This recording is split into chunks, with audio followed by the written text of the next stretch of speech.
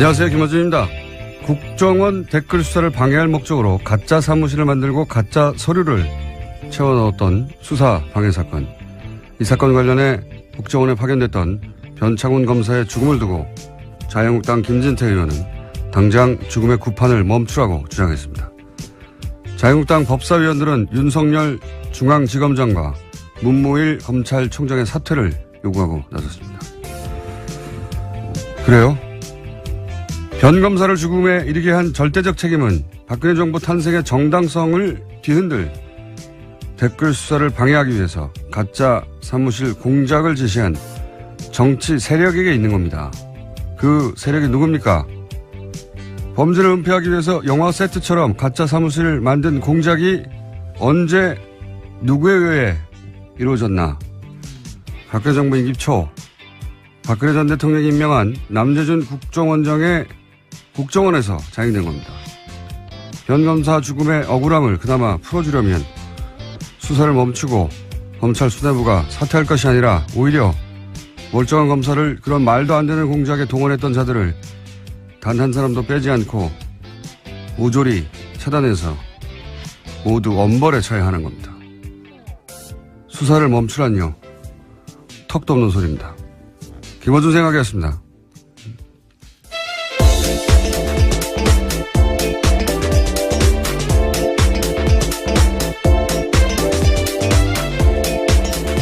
시사인의 김은지입니다.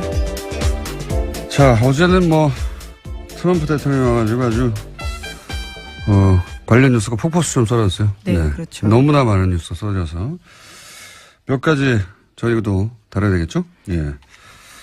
우선 첫 번째 뉴스가 뭡니까? 네, 가장 눈에 띄었던 건 어제 정상회담 한 다음에 했던 공동 기자회견이었는데요. 이 자리에서 트럼프 대통령은 한국은 단순한 오랜 동맹국이 아닌 그 이상이다라고 강조했습니다. 그러면서 모두 발언한 다음에 취재진의 질의응답 시간 가졌는데요. 이와 같은 질문이 나왔습니다. 코리아 패싱이 불식됐냐라는 질문이 있었는데요.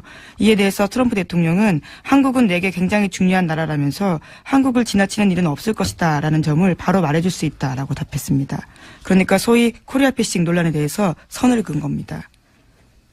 예, 이렇게 말을 하겠죠. 예. 뭐라고 합니까? 여기다 대놓고. 예.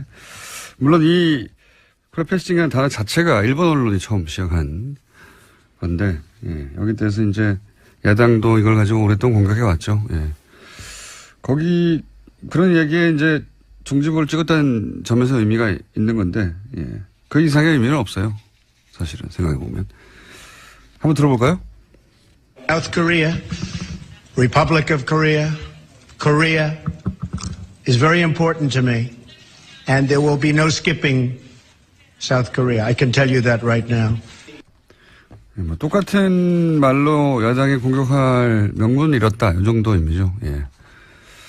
실제 미국이 이제 자국의 이익에 따라 움직이겠죠. 언제나. 예.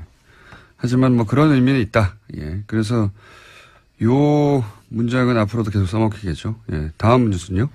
네, 또 공동기자회견에서 두 정상은 한국 미사일의 탄도 중량 제한을 완전히 해제하기로 합의했습니다. 그러면서 문재인 대통령은요, 우선 도입할 미국 무기의 윤곽도 처음으로 공개했는데 제이스타즈 최소 4대 도입 등이 있습니다. 이 세 가지 무기로 5조 정도 들 거라고 하는데요. 트럼프 대통령은 한국의 무기 도입이 미국 일자리 창출에 기여할 거다라는 이야기도 했습니다. 탄도 중량은 풀고 무기는 사고 어차피 무기는 우리나라가 미국에서 전 세계에서 가장 많이 사왔어요. 어차피 사왔는데 중요한 거는 이제 얼마나 최신의 기술 무기를 도입하느냐 이거겠죠. 예. 이 이야기는 저희가 잠시 후에 정세현 장관하고 전 장관하고 나눠보기로 하겠습니다. 자, 다음 뉴스는요? 네, 또 계속해서 트럼프 대통령은 어제 한국 FTA가 미국이 좋은 협상이 아니었다라는 이야기도 했는데요.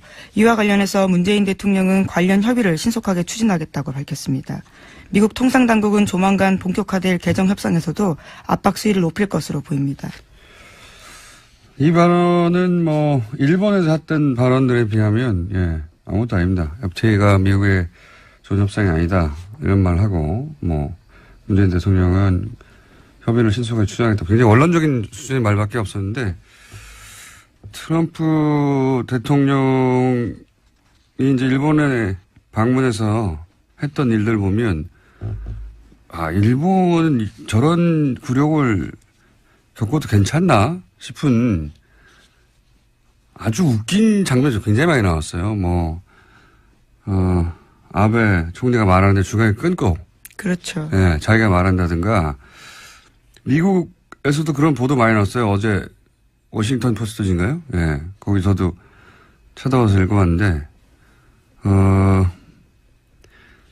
아베가 트럼프에게 얼마나 잘 보려고 노력하는데 트럼프가 아베를 얼마나 막 취급하는가. 이 기사거든요. 예. 굉장히 민망한 표현이 있었는데요. 전략적 노예 상태에서 비용을 치렀다라는 식의 이야기가 있었습니다.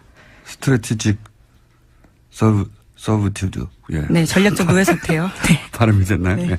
예속 상태. 예. 고급 단행이긴 한데 결국 맞아요. 딸랑이다. 이런 얘기거든요. 예. 예. 충실한 조수 역할을 했다. 이런 식의 평가들이 아주 많았습니다. 그런 예를 드는 걸로 기사 가득 찼어요. 읽어보면 예를 들어서 아베는 미일 간 정상회담에서 역대 가장 가까운 사이다. 이런 식으로 표현하면 트럼프는 거기에 보조를 맞춰줄 생각이 없는 것처럼 부른다. 예를 들어서 굉장히 많은 예가 있는데 재밌는 예 중에 하나가 골프를 같이 쳤잖아요. 예.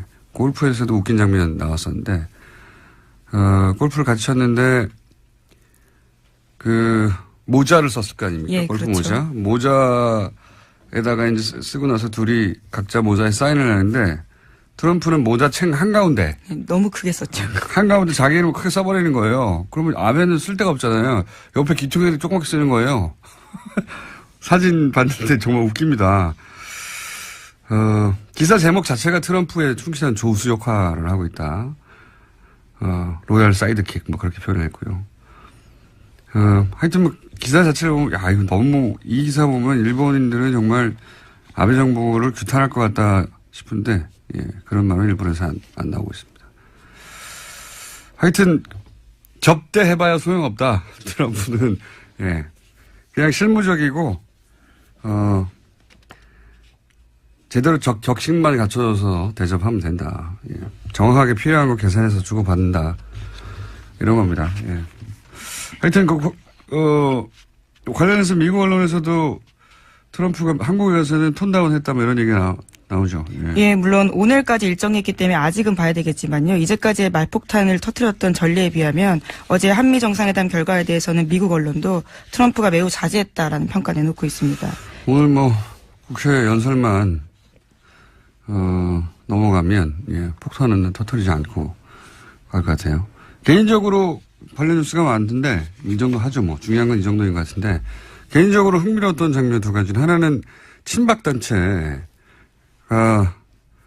트럼프 방문에 이 한미 정상회담에 기여했어요. 성조기와 태극기를 같이 흔들었죠. 네, 박근혜를 외쳤다고 하긴 하는데 어차피 트럼프 한국말 모르니까 자기가 환영한 줄 알겠죠. 굉장히 기이한 방식으로 한미 정상회담을 친박단체가 도왔다. 두 번째 제가 흥미로웠던 장면은 기사를 보다가 왜 박효신 씨의 야생화인가 이거 궁금하지 않으셨어요? 예, 환영 만찬에 불렀던 노래죠. 그래서 제가 기사를 찾아봤더니 어려운 상황에서 양국 관계를 아름답게 발전시키자 그런 의미를 담았다는 거예요. 이게 무슨 소린가. 개뿔 이런 생각이 들어서 제가 정관장 관계자한테 연락해가지고 이게 무슨 소리냐 왜냐 그랬더니 바쁘다고 딸랑 얘기한 게 가사를 음미하면 알 수 있다는 거예요. 그래서 음미를 해봐야 되겠군요. 북핵과 한미 외교가 걸린 중요한 가사거든요. 그래서 제가 가사를 음미하고 잠시 저희 해석을 제가 이게 첫 가사가 이거예요. 하얗게 피어난 오름꽃 하나가 얼음꽃 하나가 달가운 바람에 얼굴을 내밀어. 무슨 뜻인 것 같습니까? 제가 이렇게 쭉 음미를 하다 보니까 한 몇십 번 들었거든요. 그렇게까지 공을 들여서. 왜냐하면 이게 중요한 노래라고 하니까 가사를 음미하면. 하얗게 백인입니다. 트럼프예요. 그러니까 개인적인 다 해석이신 거잖아요. 그렇죠? 작사가는 전혀 의도하지 않았던. 그런 거는 물어볼 시간이 없을 거예요. 그분은 어제 공연했기 때문에. 하얗게 백인 트럼프. 피어난 얼음꽃, 피어난 버짐입니다. 겨울에 하얗게 핀 버짐. 낮은 지질 북핵 문제, 피부 트러블이 생긴 거죠. 그 다음에 이제 달이 뭡니까? 문재인 대통령 아닙니까? 별명? 예. 의문의 여지가 없죠, 달.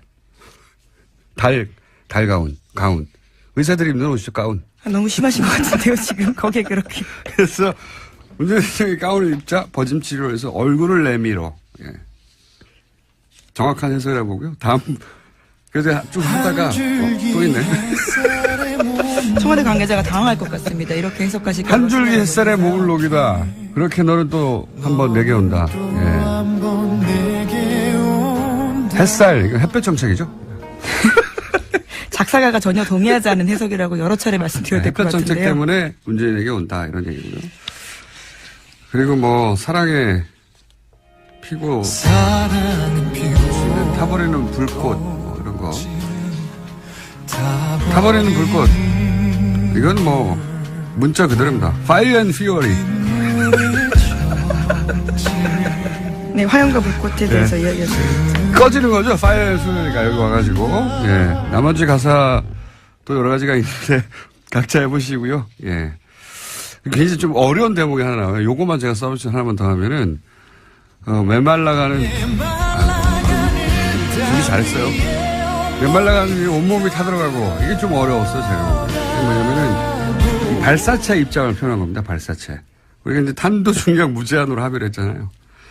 그동안에 사거리가 짧아가지고, 예, 발사체들이 도달하지 못하고, 목적지에 꺼져버린 발사체의 애환, 이런 으로 표현한 거죠. 예. 김어준 공장장이 지극히 주관적인 가사 해석이라고 보여야 되겠죠. 저는 이 노래를 듣고 미사일 중량 해제를 예상했습니다. 여러분도 각자 해보시고, 예. 가사가 중요하다고 하니까요. 아니, 가사가 중요하다는데 아무도 해설을 안 해줘가지고, 심심해가지고 한번 해봤습니다. 여러분도 각자 버전을 저희한테 보내주시면 소개해드리겠습니다. 자, 다음 뉴스는 뭐 있습니까? 네, TV조선이 계속해서 이건희 삼성전자 회장의 건강이 호전되었다라는 보도를 하고 있는데요. 혼자 휠체어에 앉아있는 모습 등을 내보냈습니다. 이에 대해서 삼성 서울병원 쪽에서도 건강 상태가 호전된 것은 사실이다라고 밝혔다라고 하는데요. 인지 능력이 서서히 회복 중이라고 주장하고 있습니다. 이게 의식불명이 되게 3년이 됐죠. 예. 간간히 이런 뉴스가 나왔어요. 간간히. 예. 앞모습이 안 나옵니다. 예. 이 해석을 듣고 나서 야, 술 취한 거 아닙니까? 뭐 이런 문자가 많네요. 예. 야생화에 대한 해석이라는. 여러분도 해보세요. 저한테 뭐라고 하지 마시고. 청와대 관계자가 그랬어요. 가사를 음미하라고. 예. 바쁘다고. 음미했더니 이런 해석이 나왔다. 자, 다음 뉴스는 뭡니까? 네, 어제 검찰이 전병헌 청와대 정무수석이 협회장을 지낸 한국e스포츠협회 사무실을 압수수색했습니다. 관련해서 검찰은 전 수석의 국회의원 시절 보좌진이었던 윤모 전 비서관 등 3명을 협회 자금을 횡령한 혐의 등으로 체포했는데요. 전 수석은 이번 사건과 관련해서 어떠한 불법 행위에도 관여한 바가 없다면서 참으로 어처구니 없는 심정이다라고 주장했습니다. 자, 저희 방송에도 출연하셨던 분인데, 예. 수사 결과가 나와 봐야 이제 전 수석의 연루는 나올 것 같고, 이런 수사는 그런데 오히려 야당을 긴장시킵니다, 원래. 예. 현 정권의 정무수석까지 수사한다 하면 이게 현 정부에 타격을 줄 것 같은데, 물론 수석이 직접 연루됐다면 타격을 줍니다. 근데 이제 이런 뉴스 자체는 야당을 매우 긴장시키는 기사죠, 사실은. 자, 다음 뉴스는요? 예, 안철수 국민의당 대표가 당내에서 자신을 향해 나오는 비판과 책임론에 대해서 모든 투덜거리면 답할 필요가 없다라고 밝혔는데요. 예, 관련해서 어제 뉴스공장에서도 유성엽 의원이 나왔었는데 여러 가지 자신의 입장을 밝혔습니다. 어제 만찬에 초대됐던 정당의 대표들 중에 두 분이 못 가죠? 예. 네, 주호영 원내대표랑요, 또 안철수 국민의당 대표가 각각 무슨 이유죠? 하나는 예, 안철수 대표 같은 경우는 지금 외국에 있었고요. 안철수 대표는 일정 통보를 늦게 받았다, 뭐 그런 얘기했던 것 같아요, 그죠? 예. 네. 안철수 대표는 그리고 이제 도착하자마자 수도권 3중 방어망 뭐 이런 얘기 했죠. 그래서 제가 아마 이스라엘 아이언돔을 의미하는 것 같은데, 저 국제 분쟁에 관심이 많아서 이 아이언돔에 대해서는 좀 알거든요. 그래서 이제 그럼 아이언돔 알아보러 갔나 보다 하고 일정을 찾아봤더니 에어로스페이스 인더스트리 회사를 갔어요. 예. 여기는 아이언돔 개발사가 아닙니다. 아이언돔은 라파엘이라는 회사에서 개발했고요. 예, 에어로스페이스는 입찰 경쟁에서 라파엘에서 졌어요. 예. 개발은 라파엘이 했다는 걸 좀 알려드리고요. 그리고 아이언돔 자체가 사실은 가자지구 하마스가 쏘는 단가가 몇십만 원짜리 집에서 조잡하게 만든 로켓을 상대하는 거거든요. 예, 탄도탄 상대하는 게 아니고 우리한테 안 맞습니다.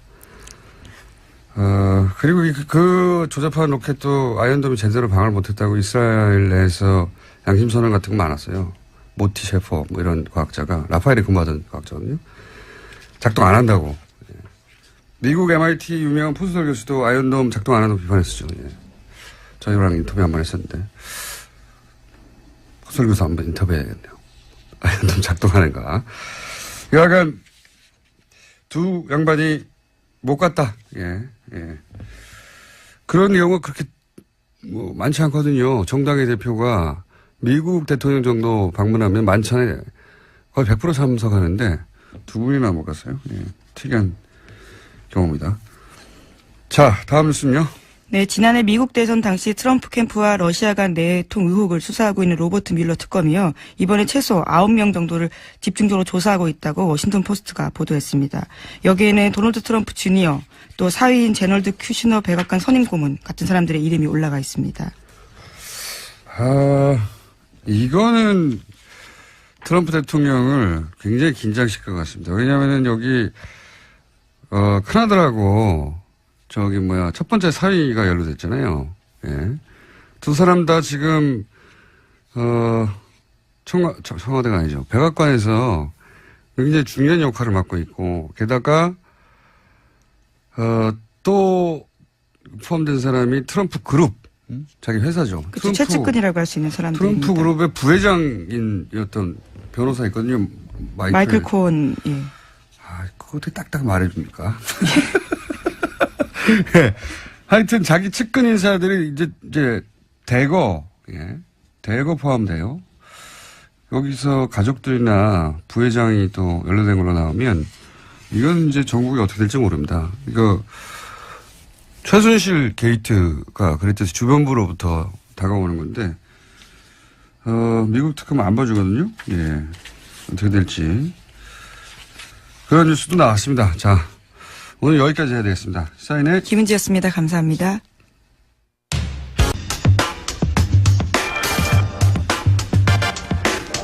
어제 있었던 한미 정상회담, 네, 그 의미 짚어보겠습니다. 정세현 전 통일부 장관님 전화 연결됐습니다. 안녕하세요, 가치현 장관님. 예, 안녕하세요. 자, 요즘 이렇게 저희 섭외 잘 응해주셔서 대단히 감사합니다. 섭외 잘 응하자면 까칠하고 자꾸 그러니까. 자, 한미 정상회담에 대해서 걱정을 많이 하셨었어요. 예, 트럼프가 워낙 노련한 장사꾼이라, 예. 일본에서, 여러 가지 얘기 듣고 와서 폭탄 발언하는 거 아니냐 걱정 많이 하셨는데, 일단 이 정상회담이 뭐 짧긴 했습니다만 여러 가지 메시지 나왔으니까 총평을 해보시자면요. 정상회담 시간이 짧은 걸 가지고 시비를 거는 당도 있기는 있대요. 근데 예. 한미 간에는 우리 외교부 저쪽의 국무부 또는 백악관과 청와대가 사전 조율을 할 수 있는 그런 관계이기 때문에 예. 사전 조율을 할 수 있는 관계이기 때문에 정상이 같이 만나서 얘기하는 시간이 꼭 길지 않아도 괜찮습니다. 미리 다 조율됐다. 예. 그렇죠. 시간은 중요한 게 아니었고. 예. 시간이 중요한 건 아니에요. 남북 정상은 좀 달라요. 완전히 그건 정상이 직접 협상을 해야 되니까. 근데 이번에 총평을 한다면은 절반의 성공 이상은 좀 된 것 같아요. 아, 그렇게 보십니까? 예. 굉장히 까칠하게 평가하시는 분인데 문재인 정부에 대해서도 대북 정책에 대해서 여러 가지 지적하셨는데 요 정상회담은 절반 이상은 성과를 얻었다 이렇게 보십니까? 어떤 부분에서 그렇습니까? 물론 이제 수십억 달러의 무기를 사주기로 한 것은 사실인 것 같습니다. 예. 트럼프 대통령이 이렇게 터뜨려버려서 네. 알게 됐지만은 사실은 같지만 이번 정상회담에서 그 공동 뭐 기자회견이나 이런 데서 나오는 용어들을 좀 보면은 예, 그동안에 대미 일변도 외교에서 좀 벗어난 거 아니냐 하는 생각을 합니다. 어떤 점에서 그렇습니까? 균형 외교는 아니다 하는 얘기를 이제 뭐 길게 설명했지만 네. 뒤에 가면은 외교의 지평을 넓힌다는 표현을 썼어요. 그렇죠. 예. 예, 그 지평을 넓힌다는 얘기를 했는데 그거는 대미 일변도역에서 좀 벗어나가지고 중국과의 관계도 또 러시아의 관계도 또는 뭐 동북아 국가들과의 관계를 좀 더 활성화시켜야 한다는 그런 뜻으로 해석을 해야 될 것 같고, 그거는 그 31일 날 있었나요? 30인가? 31인가? 우리 외교부 장관이 국회 국정감사에서 답변할 때 그 산불 얘기하지 않았어요? 네네. 예. 나도 추가 배치하지 않겠다. MD 체제. MD 예. 체제 편입하지 않는다. 예. 그다음에 한미일 그 관계를 군사 동맹 관계로 발전시키지 않는다는 산불을 얘기했는데. 일본과는 군사 동맹 없다. 예. 그렇죠. 예. 그거를 그 30일 날 외교부 장관의 국회 답변하고 이번에 공동 기자회견에 나온 균형 외교 이걸 연결시켜 보면은 사실상 균형 외교가 아니라 외교 지평 확대. 예. 사실상 미국과 중국 사이에 등거리 외교로 나갈 수 있는 어떤 도약되는 말을 한 것이 아닌가. 그래서 제가 이번에 점수를 좀 잘 줘야 된다는 생각을 하고 있습니다. 항상 그런 말씀 하셨죠. 그렇게 한미 외교에만 집중하면 안 된다고. 예. 예. 그런데 이제 그 메시지 속에 그런 기미가 보였다 이렇게 판단하시는 거군요. 예. 예. 그 대통령의 메시지는 미리 준비된 거니까, 예. 그렇게 준비됐다면 아마, 그런 외교 정책 방향이 그렇게 수립된 걸로 보인다 이렇게 평가하시는 것 같고. 연결해서 생각해 보면, 오늘인가요? 내일인가요? 문 대통령이 바로 동남아로 떠나지 않습니까? 예, 베트남에서 열리는 국제회의 때문에. 예, 예. 동남아 3국, 인도네시아하고 간다고 하는데, 그것도 연결해서 생각해 볼 수 있는 얘기입니까? 그러니까 외교 지평을 확대하겠다 하는 것도? 그쪽은 그게 안보와 관련해서는 크게 직접 관련되는 건 없고, 이제 경제 쪽으로는 의미가 있죠. 그렇군요.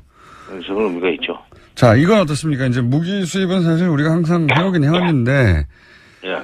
그 액수도 이미 세계 1위를 기록하기도 하고, 근데 이제 무기 수입 자체야 해왔는데 중요한 건 그 무기가 정말 우리가 원했던 무기를 수입하지 못했던 경우가 많지 않습니까? 첨단 무기를 안 준다든가. 예. 이번에는, 어떻게 보십니까? 정찰기를 사는 것 같고, 예. 핵잠수함을 도입하는 것 같은데, 예. 그건 군대에서는 절실히 필요했을 거예요. 특히 정찰기를 우리가 독자적으로 운영하게 된다면은 상당히 의미가 있다고 생각합니다. 그러니까 그 정찰기는 북한에 대한 위협이라기보다는 북한에 대한 이 억지 능력 내지는 북한의 행동을 감시한다고 할까. 그래서 안보면에서는 상당히 의미가 있는 진전이라고 봐야 될 것 같고, 핵 잠수함까지 필요한지는 그거는 제가 기술적인 건 잘 모르겠어요. 국방부 장관이 해군 출신이어서 일찌감치 핵 잠수함 도입해야 된다는 얘기를 하더니 결국 그것이 현실로 되긴 되네요. 그런데 중요한 것은 지금 그런 걸 사주는 대신 트럼프가 북한을 상대로 해서 험악한 말을 쏟아내지 않고, 예. 두 번째는 장비는 많이 있다. 그러나 이것을 쓸 일이 없어야 된다는 얘기를 하면서 외교적인 해법을 좀 모색하고 있는 것처럼 오늘 띄웠어요. 네, 발언을 여러 가지 그렇게 움직임이 했습니다. 있다. 지금 뭐라고 얘기할 수는 없지만 여러 가지 움직임이 있는데, 그건 좀 두고 보자 하는 얘기를 했는데, 그거는 괜찮은 얘기 같아요. 미국 언론도 그런 반응인데, 이제 트럼프가 톤다운을 하고, 외교적으로 문제를 풀어야 한다는 식의 메시지를 내긴 냈으니까요. 네. 거꾸로 이제 장관님 걱정하셨던 거는 거꾸로 여기 와서 더 강성 발언을 쏟아낼까봐 일본을 거치고 와서 그런 걱정을 하셨는데, 다행히 아직까지는 없습니다. 국회에서는 뭐라고 할지 모르겠는데. 네, 그러니까 제가 그동안에 이런 기회가 있을 때마다 얘기했던 거는 험악한 말을 쏟아낸 건 그만큼 공포 분위기를 조성해서 무기를 좀 팔려고 하는 거다 하는 분석을 하지 않았어요? 네. 일본에서도 무기를 많이 사줬습니다. 예. 그렇기 때문에 일본 총리가 대북 압박과 제재를 강화해야 된다는 얘기를 할 때 거기에 화답을 하지 않고 전략적인 끝냈다 하는 동문서답을 했어요. 네네. 그거부터가 지금 우리한테는 좋은 신호였죠. 걱정했는데 오히려 그 좋은 신호가 일본에서 나왔고 그 연장선상에서 미국 간에 물밑 접촉이 있다는 것을 사실상 시인하고 움직임을 좀 지켜보자 하는 얘기를 하고 그다음에 이제 무기를 팔았다. 네. 무기를 사주니까 그런 얘기까지 했는지 모르지만 어쨌든 선후 관계는 좀 다시 또 살펴봐야 되겠으나 그러나 물밑 접촉이 곧 미국 간의 대화로 발전할 수 있다는 뉘앙스로 얘기한 것은 우리한테는 선물이라면 선물입니다. 이건 어떻습니까? 아니 비싼 무기 사주고 그 정도 선물도 안 받아도 되겠어요? 그렇죠. 예. 사실 무기는 계속 사왔긴 합니다만 생색을 자기도 이제 미국에 무기를 이렇게 많이 팔았다. 미국에 돌아갈 때 그런 성과를 자랑해야 되겠죠. 그러면 솔직해요, 그 사람. 예. 이제 앞으로 일자리가 많이 늘어나겠다는 얘기는 무기 공장을 더 키울 수 있다는 얘기도 했는데 네네. 어쨌든 그런 사람들, 그러니까 백인의 노동자들이 그 트럼프의 지지 세력 아닙니까? 그 사람들을 그렇죠. 의식하고 한 발언이에요. 그렇겠죠. 그리고 무기는 그렇다고 치고 그러면 우리가 얻어낼 게 뭐였냐? 이게 이제 소위 대화 관련 발언들 그리고 이제 강성방을 늘어뜨리고 그리고 북한과 외교적으로 해결하겠다 이런 걸 얻어낸 거라고 보는데 또 한 가지가 거론되는 게 코리아 패싱에 대한 끊임없는 얘기가 나왔었는데 예, 이 얘기를 적어도 그 회담에서는 없다고 선언한 것은 어떤 효과가 있을까요? 글쎄 면전에서 그 코리아 패싱 하겠다고 얘기하겠습니까? 저도 그렇게는 생각합니다. 네. 아니 나중에 헐망정 그렇게는 안 하죠. 예. 아니 코리아 패싱이라는 건 그리고 우리가 잘못해가지고 코리아 패싱 당하는 거기 때문에 예. 앞으로 한미 관계, 한중 관계 또는 남북 관계를 잘 꾸려 나가면은 코리아 패싱은 안 일어나죠. 그러니까 코리아 패싱은 우리 하기 나름입니다. 예. 그리고 이제 우리를 제끼고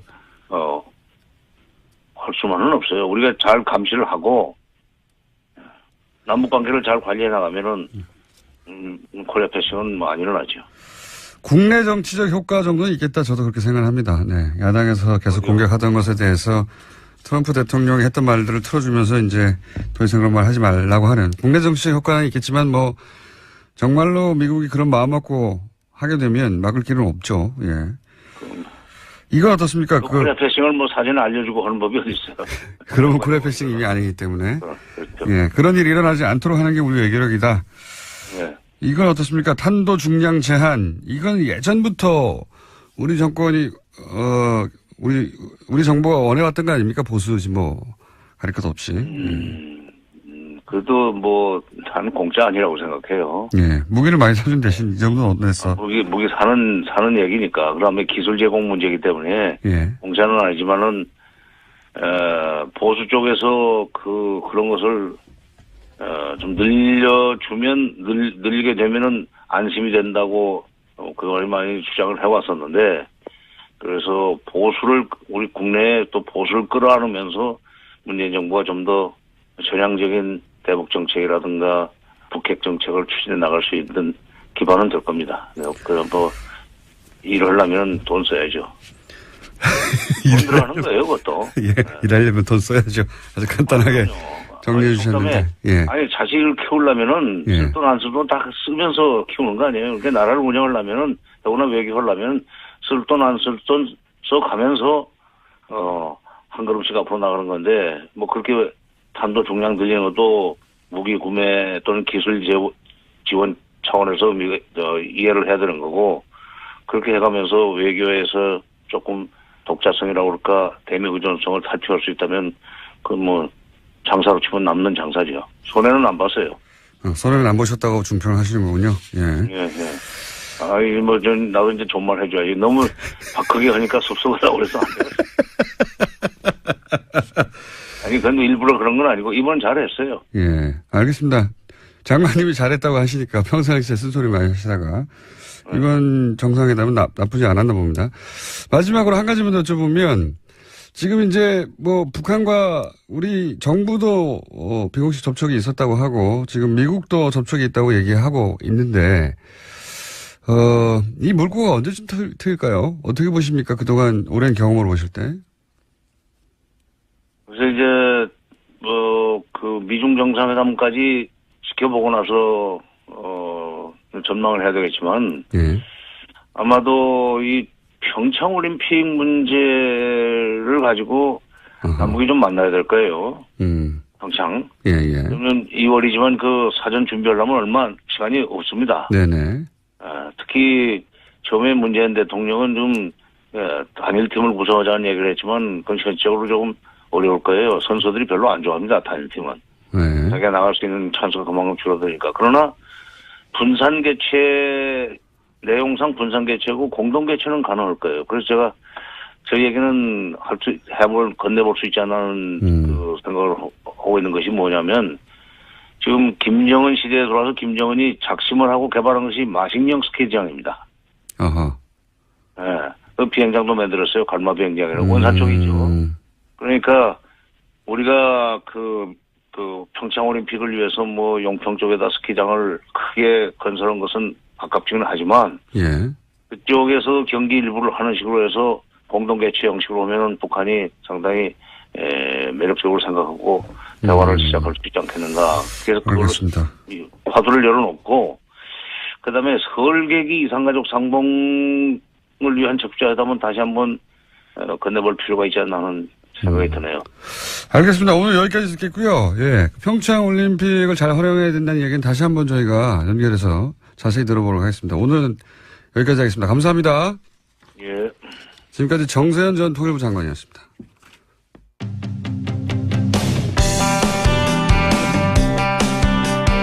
바른정당 소속 의원 9명이 오늘 탈당계를 제출합니다.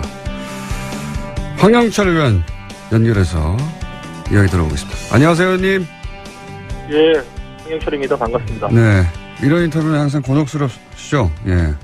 네, 사실 그랬습니다. 또 어떻게 해요? 해야죠. 예. 저보고 하자 그러신지 모르겠어요. 예. 예전부터 쭉 곤란한 인터뷰는, 저희하고 해오셨기 때문에. 네네. 사실, 여러 가지 이유를 표면적으로 되긴 됩니다만, 가장 중요한 이유가 뭡니까? 탈당하게 된. 뭐 가장 중요한 이유는 지역에서의 목소리라고 봐야죠. 보수 지지층의 목소리. 예. 뭐 무조건 합치라. 이게 지금, 보수 지지층의 목소리니까, 이 뜻에 따라서 이제 더 이상 분열된 모습으로 서로에게 삿대질 하지 말고 하나로 뭉쳐서 색을 좀 만들어 봐라. 이런 뜻에 따라서, 했다고 봐야죠. 물론 뭐, 그 안에 또 지방선거에서의 우려도 포함됐겠죠. 당연히. 뭐 여러 가지 이유가 있으신데 그것도 이유 중에 하나입니다. 이제 지방선거 준비하면서 예. 뭐 저희 지역만 보더라도 많은 좋은 입지자들이 바른정당 후보로 나설 생각이 없으세요. 그러니까 그런 현실적인 어려움도 반영이 됐다고 봐야죠. 그런데 이제 뭐 그런 이유들, 뭐 정치가 현실이기 때문에 지방선거도 준비해야 되고 또 이렇게 나눠줘가지고는 현실적으로 정부 여당을 견제하는데도 한계가 있고 다 이해는 갑니다. 그런 부분들은. 네. 네. 그런데 이제 이전부터 쭉 탈당파, 네. 통합파, 뭐라고 보든 간 9분들이 거의 비슷하게 말씀하셨던 것 중에 하나가 박근혜 전 대통령 제명만으로는 안 된다는 요구를 오랫동안 해오셨잖아요. 네. 그런데 지금 서청원 최경환 의원이 여전히 출당될 가능성 혹은 기미가 안 보이는데도, 네. 그러면 이게 내세웠던 명분하고는 다르지 않습니까? 요구했던 상황하고도 다르고, 겨우 박근혜 전 대통령 사실상 정치적으로 이미 끝났는데, 네. 이 서청원 최경환 의원은 그러면 자유한국당 입당을 하신 다음에, 출당을 위해서 같이 노력하는 겁니까? 어떻게 되는 겁니까? 일단, 박근혜 대통령의 출당을 자유한국당에서 결정한 거에 대해서 굉장히 가볍게 보는 뭐 발언들이 나오고 있는데 평가가 저는 자유한국당 내 지금 정치정 속에서 박근혜 대통령 출당을 결단한 홍준표 대표의 노력은 높이 평가해야 된다고 보고 있어요.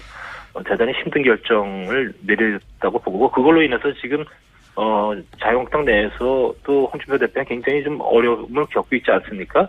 이런 시점에서 우리가 함께하는 모습을 보이는 것이 자유한국당의 인적 쇄신이라든지 과거의 단절에 힘을 보태는 것이라고 생각하고요. 우리가 들어가서 해야 될 일은 참 많이 남아 있는 상태입니다. 구체적으로 특정인을 거명해서 이야기하면 오히려 그로 인해서 지금 분란을 증폭시키고 또 이게 길게 보면서 쇄신해야 될 부분들에 대해서 뭐 즉각적인 그런 저항들이 오고 그래서 저희가 구체적으로 언급은 안 합니다만 자유한국당에 들어가서 정말 개혁적인 보수로서 재건하기 위한 노력은 아마도 힘들지만 계속돼야 될 거라 이렇게 말씀드리고 싶습니다.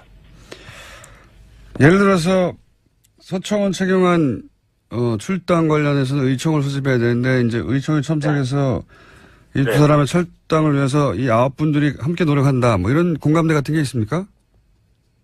그런 말씀드리지 않아도 다들 아실 것 같은데요. 네. 말씀하셔야 합니다. 그러니까 저희가 이제 여러 가지 입장을 발표할 때 어쨌든 이런 개인과 관련된 부분에 대해서 분명하게 입장을 밝히는 것이 결과를 만들어내는데 도움이 될지 안 될지 이런 부분에 대해 저희도 고민 많이 하지 않습니까? 입장 표명을 공개적으로 하지는 않더라도 그런 9분 사이에 내적 공감대는 있습니까? 다 같은 마음이시라고 생각합니다. 예. 그게 가능할까요? 서청원 의원과 최경환 의원을 원내 의총을 통해 가지고 출당하는 것이? 구체적으로 말씀드리고 싶지 않아 하는 걸 계속 물어보시니까. 예. 사람들은 그런 게 궁금하거든요. 예. 네, 궁금하시겠지만 예. 그거는 결과로서 보여져야 될 부분이지 지금 이 시점에서 우리가 구체적으로 그거를 말씀드리는 것이 좋은 결과를 만들어내기 위해서 도움이 되느냐 안 되느냐 이 부분에서 좀 깊이 봐줬으면 좋겠어요. 알겠습니다. 곤란한 사정은 알겠고요. 이건 어떻습니까? 네. 김무성 의원 경우에는 다른 분들은 또 모르겠습니다만 네. 김무성 의원이 사실은 바른정당을 창당한 분이고요. 예, 사실상. 네. 그리고 유승민 의원이 이제 끝까지 남아서 당시 새누리당의 계획을 도모해 보겠다고 했을 때 끝까지 설득해서 바른정당으로 오게 만든 분인데 네. 다른 8분은 모르겠습니다. 여러 가지 이유로 돌아가는 것에 대해서.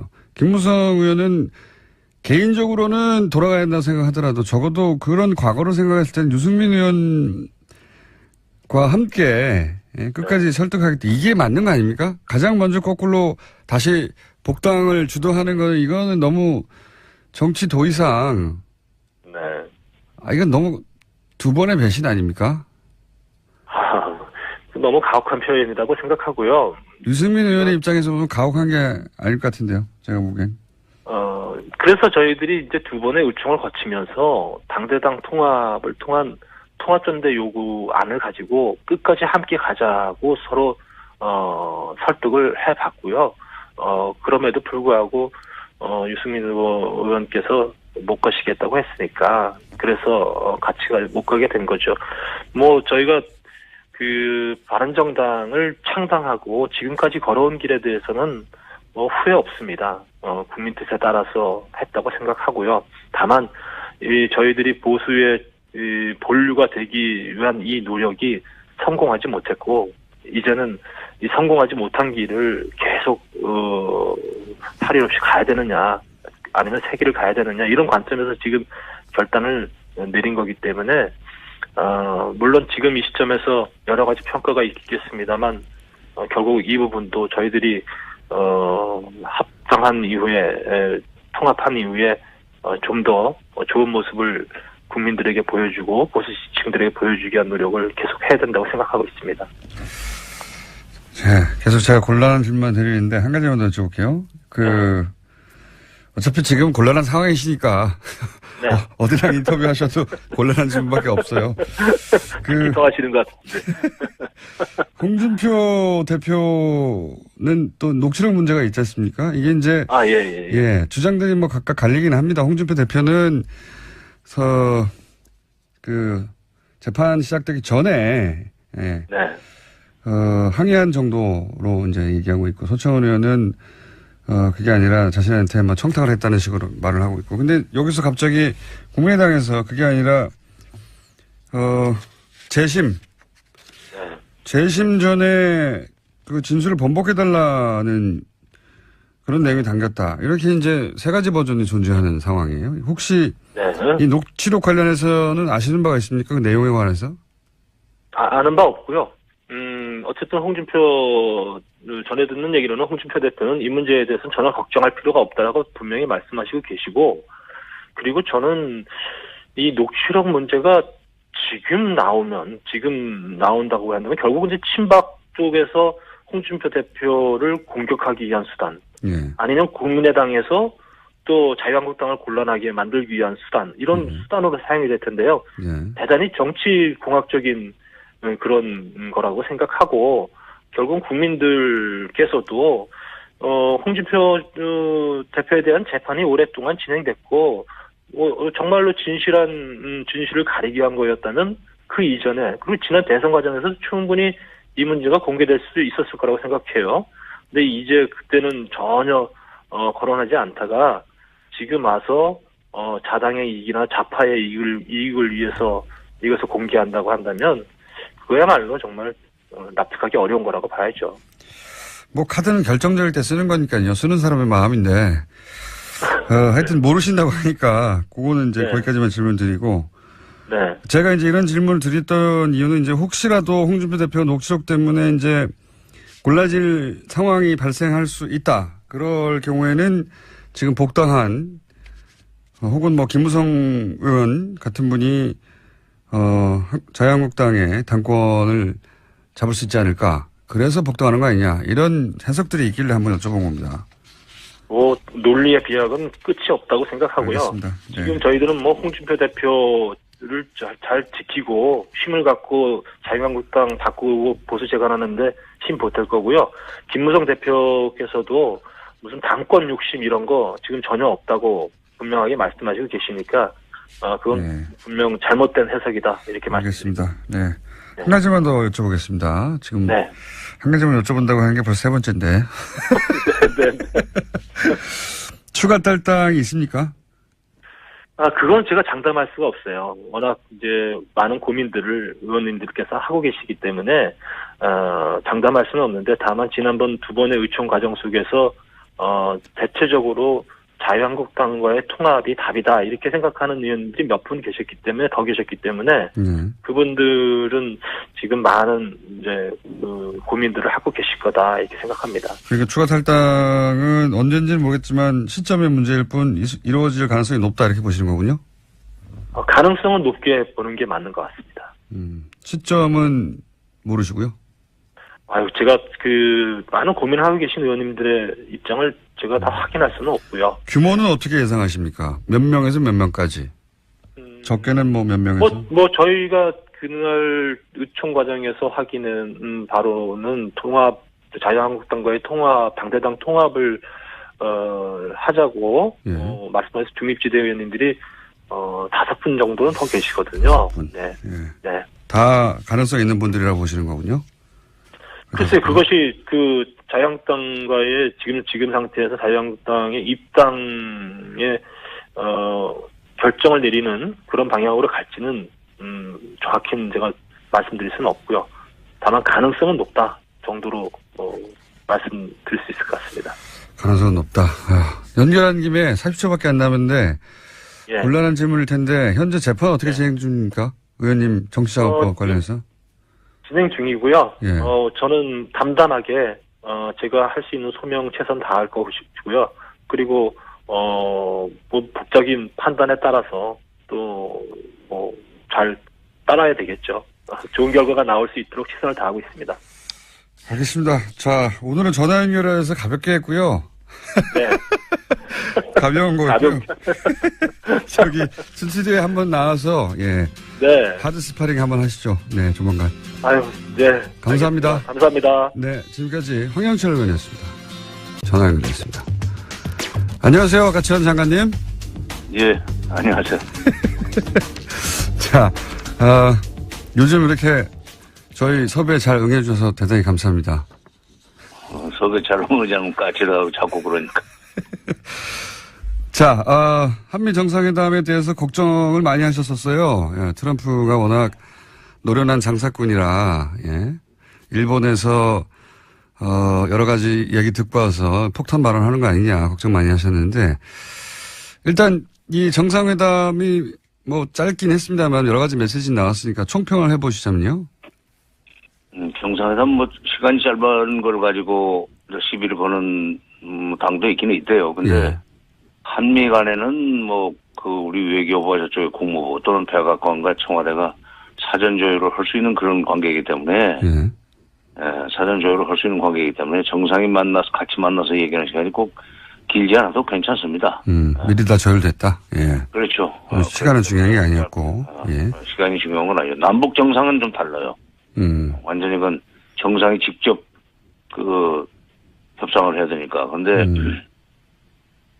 이번에 총평을 한다면은 절반의 성공 이상은 좀 된 것 같아요. 아, 그렇게 보십니까? 예. 굉장히 까칠하게 평가하시는 분인데, 문재인 정부에 대해서도 뭐, 그 대북 정책에 대해서 여러 가지 지적하셨는데, 요 정상회담은 절반 이상은, 성과를 얻었다 이렇게 보십니까? 어떤 부분에서 그렇습니까? 물론 이제, 수십억 달러의 무기를 사주기로 한 것은 뭐 사실인 것 같습니다. 예. 트럼프 대통령이 이렇게 터뜨려버려서, 네. 알게 됐지만은 사실은 같지만 이번 정상회담에서 그 공동 뭐 기자회견이나 이런 데서 나오는 용어들을 좀 보면은 예 그동안에 대미 일변도 외교에서 좀 벗어난 거 아니냐 하는 생각을 합니다. 어떤 점에서 그렇습니까? 균형 외교는 아니다 하는 얘기를 이제 뭐 길게 설명했지만 네. 뒤에 가면은 외교의 지평을 넓힌다는 표현을 썼어요. 그렇죠. 예. 그 지평을 넓힌다는 얘기를 했는데, 그거는, 대미일변도역에서 좀 벗어나가지고 중국과의 관계도 또 러시아의 관계도 또는 뭐 동북아 국가들과의 관계를 좀 더 활성화시켜야 한다는 그런 뜻으로 해석을 해야 될 것 같고, 그거는 그 31일 날 있었나요? 30인가? 31인가? 우리 외교부 장관이 국회 국정감사에서 답변할 때 그 3불 얘기하지 않았어요? 네네. 예. 사드 추가 배치하지 않겠다. MD 체제. MD 체제 편입하지 않는다. 예. 그다음에 한미일 그 관계를 군사 동맹 관계로 발전시키지 않는다는 3부를 얘기했는데. 일본과는 군사 동맹 없다. 예. 그렇죠. 예. 그거를 그 30일 날 외교부 장관의 국회 답변하고 이번에 공동 기자회견에 나온 균형 외교 이걸 연결시켜 보면은 사실상 균형 외교가 아니라 외교 지평 확대. 예. 사실상 미국과 중국 사이에 등거리 외교로 나갈 수 있는 어떤 도약되는 말을 한 것이 아닌가. 그래서 제가 이번에 점수를 좀 잘 줘야 된다는 생각을 하고 있습니다. 항상 그런 말씀 하셨죠. 그렇게 한미 외교에만 집중하면 안 된다고. 예. 예. 그런데 이제 그 메시지 속에 그런 기미가 보였다 이렇게 판단하시는 거군요. 예. 예. 그 대통령의 메시지는 미리 준비된 거니까, 예. 그렇게 준비됐다면 아마 그런 외교 정책 방향이 그렇게 수립된 걸로 보인다 이렇게 평가하시는 것 같고, 그 연결해서 생각해 보면 오늘인가요, 내일인가요? 문 대통령이 바로 동남아로 떠나지 않습니까? 예, 베트남에서 열리는 국제 회의 때문에. 예. 동남아 3국 뭐 인도네시아하고 간다고 하는데 그것도 연결해서 생각해 볼 수 있는 얘기입니까? 그러니까 외교 지평을 확대하겠다 하는 것도. 그쪽은 그게 안보와 관련해서는 크게 직접 관련되는. 통상 당국은 조만간 본격화될 개정 협상에서도 압박 수위를 높일 것으로 보입니다.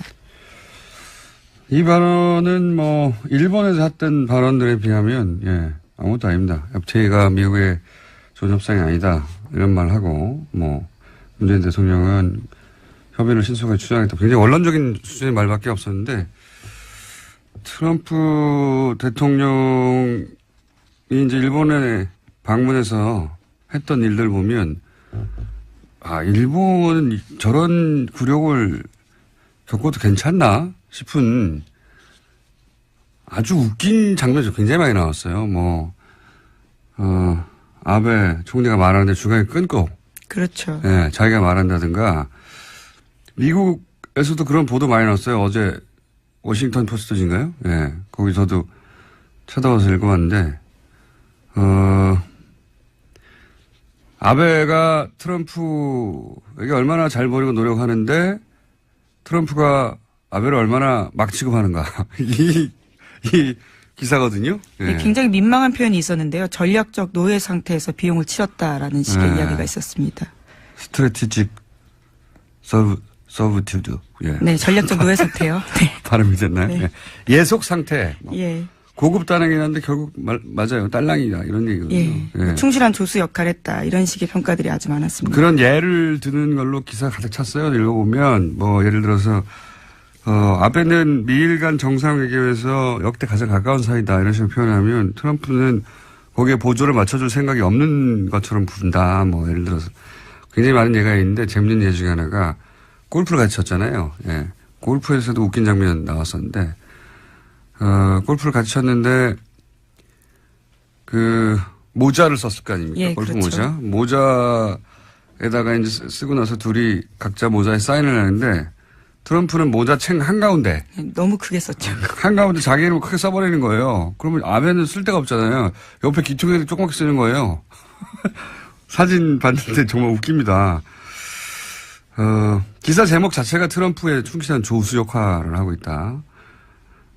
로얄 사이드킥 그렇게 표현을 했고요. 하여튼 기사 자체를 보면 이거 너무 이 기사 보면 일본인들은 정말 아베 정부를 규탄할 것 같다 싶은데 그런 말은 일본에서 안 나오고 있습니다. 하여튼 접대해봐야 소용없다. 트럼프는 그냥 실무적이고 제대로 격식만 갖춰져서 대접하면 된다. 정확하게 필요한 거 계산해서 주고받는다. 이런 겁니다.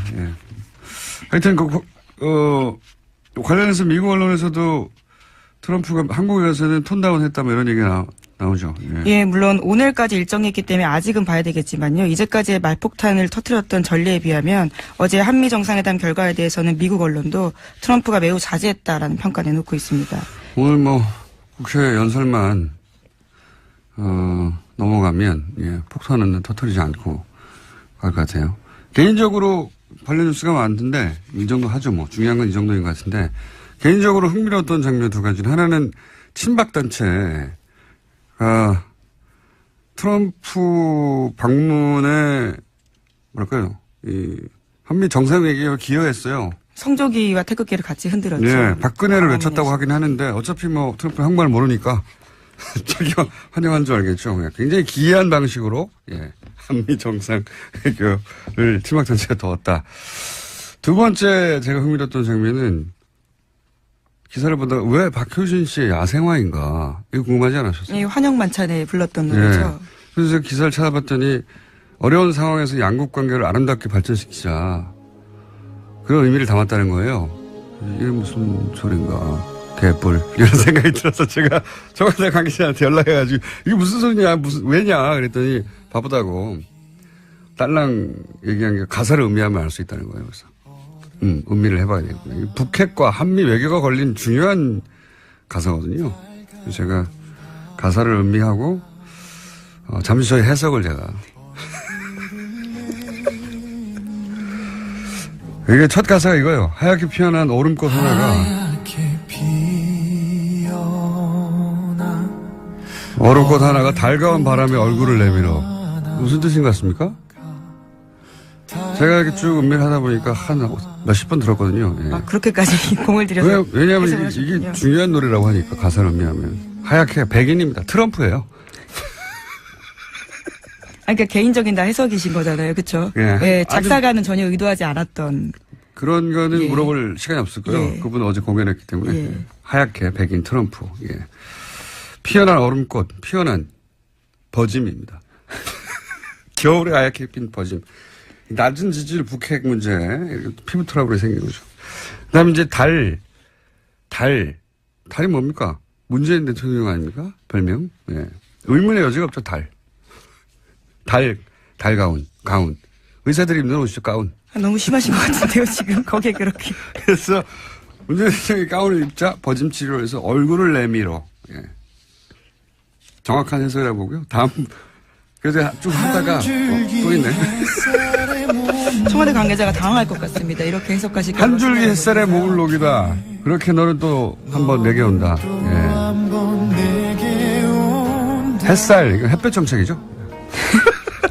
작사가가 전혀 동의하지 않은 해석이라고 여러 차례 말씀드려야 될 것 햇볕 정책 같은데요. 때문에 문재인에게 온다. 이런 얘기고요. 그리고 뭐, 사랑의 피고,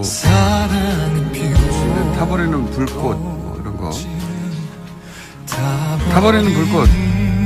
이건 뭐, 문자 그대로입니다. Fire and Fury. 네, 화염과 불꽃에 대해서 이야기했습니다. 꺼지는 거죠. Fire and Fury가 여기 와가지고.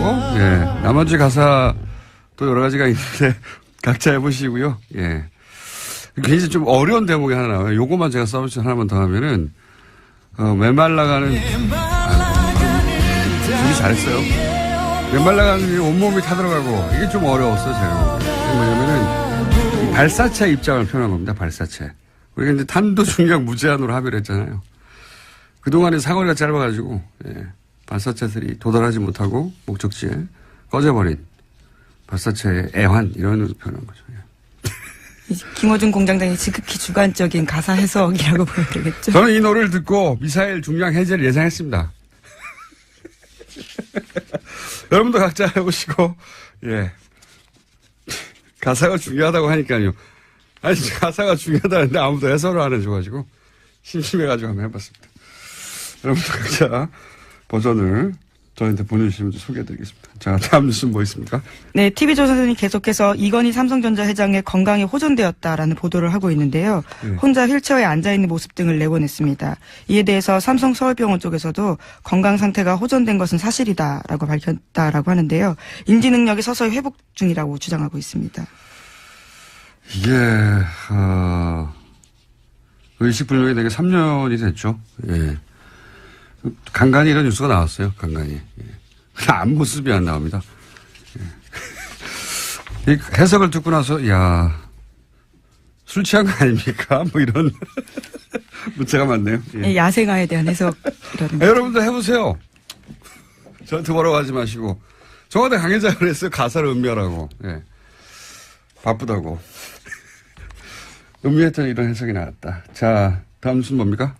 네, 어제 검찰이 전병헌 청와대 정무수석이 협회장을 지낸 한국e스포츠협회 사무실을 압수수색했습니다. 관련해서 검찰은 전 수석의 국회의원 시절 보좌진이었던 윤모 전 비서관 등 3명을 협회 자금을 횡령한 혐의 등으로 체포했는데요. 전 수석은 이번 사건과 관련해서 어떠한 불법 행위에도 관여한 바가 없다면서 참으로 어처구니 없는 심정이다라고 주장했습니다. 자, 저희 방송에도 출연하셨던 분인데, 예. 수사 결과가 나와 봐야 이제 전 수석의 연루는 나올 것 같고. 안녕하세요, 김어준입니다. 국정원 댓글 수사를 방해할 목적으로 가짜 사무실을 만들고 가짜 서류를 채워 넣었던 수사 방해 사건. 이 사건 관련해 국정원에 파견됐던 변창훈 검사의 죽음을 두고 자유한국당 김진태 의원은 당장 죽음의 구판을 멈추라고 주장했습니다. 자유한국당 법사위원들은 윤석열 중앙지검장과 문무일 검찰총장의 사퇴를 요구하고 나섰습니다. 그래요? 변 검사를 죽음에 이르게 한 절대적 책임은 박근혜 정부 탄생의 정당성을 뒤흔들 댓글 수사를 방해하기 위해서 가짜 사무실 공작을 지시한 정치 세력에게 있는 겁니다. 그 세력이 누굽니까? 범죄를 은폐하기 위해서 영화 세트처럼 가짜 사무실을 만든 공작이 언제 누구에 의해 이루어졌나? 박근혜 정부 임기 초 박근혜 전 대통령이 임명한 남재준 국정원장의 국정원에서 자행된 겁니다. 변 검사 죽음의 억울함을 그나마 풀어주려면 수사를 멈추고 검찰 수뇌부가 사퇴할 것이 아니라 오히려 멀쩡한 검사를 그런 말도 안 되는 공작에 동원했던 자들을 단 한 사람도 빼지 않고 모조리 차단해서 모두 엄벌에 처해야 하는 겁니다. 수사를 멈추란요. 턱도 없는 소리입니다. 김어준 생각이었습니다.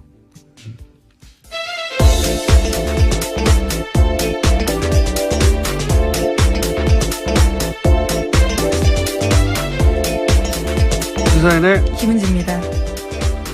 자, 어제는 트럼프 대통령이 와가지고 아주 관련 뉴스가 폭포수처럼 쏟아졌어요. 네, 그렇죠. 너무나 많은 뉴스가 쏟아져서 몇 가지 저희도 다뤄야 되겠죠? 예.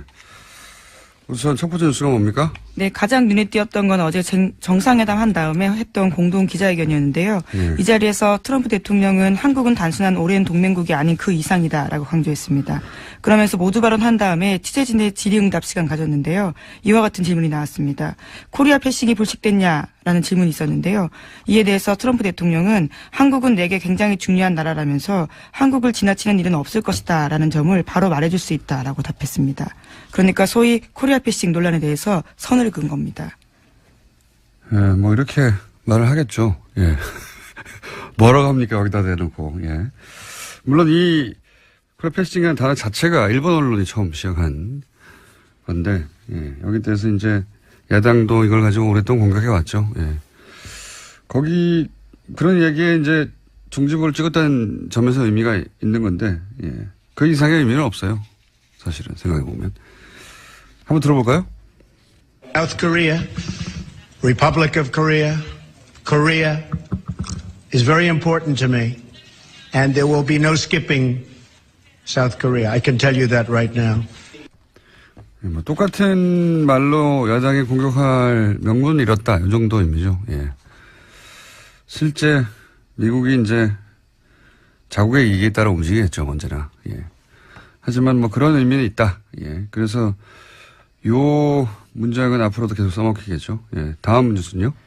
네, 또 공동기자회견에서 두 정상은 한국 미사일의 탄도 중량 제한을 완전히 해제하기로 합의했습니다. 그러면서 문재인 대통령은요, 우선 도입할 미국 무기의 윤곽도 처음으로 공개했는데, 제이스타즈 최소 4대 도입 등이 있습니다. 이 세 가지 무기로 5조 정도 들 거라고 하는데요. 트럼프 대통령은 한국의 무기 도입이 미국 일자리 창출에 기여할 거다라는 이야기도 했습니다. 탄도 중량은 풀고 무기는 사고 어차피 무기는 우리나라가 미국에서 전 세계에서 가장 많이 사왔어요. 어차피 사왔는데 중요한 거는 이제 얼마나 최신의 기술 무기를 도입하느냐 이거겠죠. 예. 이 이야기는 저희가 잠시 후에 정세현 장관하고 전 장관하고 나눠보기로 하겠습니다. 자, 다음 뉴스는요? 네, 또 계속해서 트럼프 대통령은 어제 한국 FTA가 미국이 좋은 협상이 아니었다라는 이야기도 했는데요. 이와 관련해서 문재인 대통령은 관련 협의를 신속하게 추진하겠다고 밝혔습니다. 미국 이런 수사는 그런데 오히려 야당을 긴장시킵니다, 원래. 예.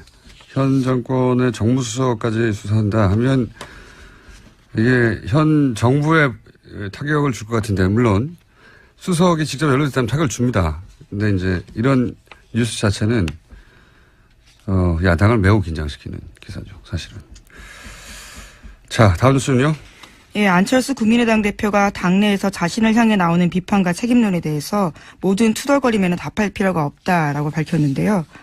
예, 관련해서 어제 뉴스공장에서도 유성엽 의원이 나왔었는데 여러 가지 자신의 입장을 밝혔습니다. 어제 만찬에 초대됐던 정당의 대표들 중에 두 분이 못 가죠. 예. 네, 주호영 원내대표랑요, 또 안철수 국민의당 대표가 각각 무슨 이유죠? 하나는 예, 안철수 대표 같은 경우는 지금 외국에 있었고요. 안철수 대표는 일정 통보를 늦게 받았다, 그런 얘기했던 것 같아요, 그죠? 네. 예. 안철수 대표는 그리고 이제 도착하자마자 수도권 3중 방어망 이런 얘기 했죠. 그래서 제가 아마 이스라엘 아이언돔을 의미하는 것 같은데, 저 국제 분쟁에 관심이 많아서 이 아이언돔에 대해서는 좀 알거든요. 그래서 이제 그럼 아이언돔 알아보러 갔나 보다 하고 일정을 찾아봤더니 에어로스페이스 인더스트리 회사를 갔어요. 예. 여기는 아이언돔 개발사가 아닙니다. 아이언돔을 라파엘이라는 회사에서 개발했고요. 예, 에어로스페이스는 입찰 경쟁에서 라파엘에서 졌어요. 예. 개발은 라파엘이 했다는 걸 좀 알려드리고요. 그리고 아이언돔 자체가 사실은 가자지구 하마스가 쏘는 단가가 몇십만 원짜리 집에서 조잡하게 만든 로켓을 상대하는 거거든요. 예, 탄도탄 상대하는 게 아니고 우리한테 안 맞습니다. 그리고 그 조잡한 로켓도 아이언돔이 제대로 방어를 못했다고 이스라엘 내에서 양심선언 같은 거 많았어요. 모티 셰퍼 뭐 이런 과학자가 라파엘에 근무하던 과학자거든요. 작동 안 한다고. 예. 미국 MIT 유명한 포스덜 교수도 아이언돔 작동 안 한다고 비판했었죠. 예. 저희랑 인터뷰 한번 했었는데 포스덜 교수 한번 인터뷰해야겠네요. 아이언돔 작동하는가. 여하간 두 양반이 못 갔다. 예, 예. 그런 경우가 그렇게 뭐 많지 않거든요. 정당의 대표가 미국 대통령 정도 방문하면 만찬에 거의 100% 참석하는데 두 분이나 못 갔어요. 예, 특이한 경우입니다. 자, 다음 뉴스는요. 네, 지난해 미국 대선 당시 트럼프 캠프와 러시아 간 내통 의혹을 수사하고 있는 로버트 뮬러 특검이요. 이번에 최소 9명 정도를 집중적으로 조사하고 있다고 워싱턴 포스트가 보도했습니다. 여기에는 도널드 트럼프 주니어, 또 사위인 제널드 큐시너 백악관 선임 고문 같은 사람들의 이름이 올라가 있습니다. 이거는 트럼프 대통령을 굉장히 긴장시킬 것 같습니다. 왜냐하면 여기 큰아들하고 첫 번째 사위가 연루됐잖아요. 예. 두 사람 다 지금, 청와대가 아니죠. 백악관에서 굉장히 중요한 역할을 맡고 있고, 게다가, 또 포함된 사람이 트럼프 그룹, 자기 회사죠. 그렇죠. 최측근이라고 할 수 있는 사람들입니다. 트럼프 그룹의 부회장이었던 변호사 있거든요. 마이클 코언, 예. 그거 어떻게 딱딱 말해줍니까? 예. 하여튼 자기 측근 인사들이 이제 대거 포함돼요. 여기서 가족들이나 부회장이 또 연루된 걸로 나오면 이건 이제 전국이 어떻게 될지 모릅니다. 이거 최순실 게이트가 그랬듯이 주변부로부터 다가오는 건데 미국 특검 안 봐주거든요. 예. 어떻게 될지. 그런 뉴스도 나왔습니다. 자. 오늘 여기까지 해야 되겠습니다. 사인의 김은지였습니다. 감사합니다.